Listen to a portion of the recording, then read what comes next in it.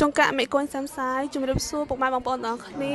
នាងខ្ញុំឈ្មោះសយសុផាណាគឺជាយុវជនជនជាតិដើមភាគតិចគួយមកពីខេត្តកំពង់ធំហើយថ្ងៃនេះដែរនាងខ្ញុំបានមកចូលរួមកម្មវិធីវគ្គបណ្ដុះបណ្ដាលឧត្តមភាពនៃការសិក្សា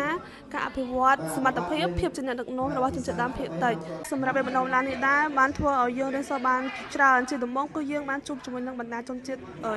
ដើមភាគតិចជាច្រើនមកពីបណ្ដាខេត្តផ្សេងៗយើងបានរៀនសូត្រពីវប្បធម៌របស់ពួកគាត់បានយល់ដឹងពីវប្បធម៌របស់ពួកគាត់យើងអាចផ្លាស់ប្ដូរបទពិសោធន៍គ្នាទៅវិញទៅមកហើយយើងក៏បានរៀនសូត្រអំពីរៀមច្បងអ្នកដែលជួយសម្រាប់សម្រួលកម្មវិធីអ្នកដែលផ្ដល់ជា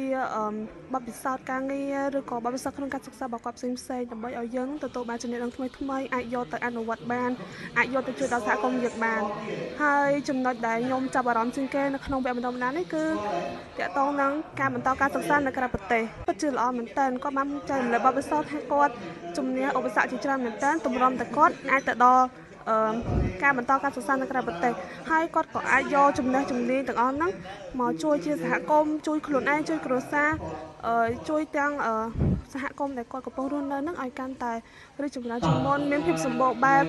ហើយជាចុងក្រោយខ្ញុំអត់មានអីច្រើនទេខ្ញុំចង់សំណូមពរដល់បងទាំងអស់គ្នាដែលមានបទពិសោធន៍ល្អហើយមានចំណេះដឹងថ្មីជាច្រើនជួយចែករំលែកដល់សិស្សប្អូនជំនាន់ក្រោយហើយនៅបង្កើតវគ្គបណ្ដុះបណ្ដាលបែបនេះឲ្យបានកាន់តែច្រើនមិនថាតែខ្ញុំឬក៏បងប្អូនជំនាន់ក្រោយទេគឺពួកគាត់សុទ្ធតែចង់ទទួលបានចំណេះដឹងថ្មីអញ្ចឹងបើសិនជាមានចំណេះដឹងថ្មីជាច្រើនពួកយើងនឹងព្យាយាមចូលរួមឲ្យបានកាន់តែច្រើនអរគុណ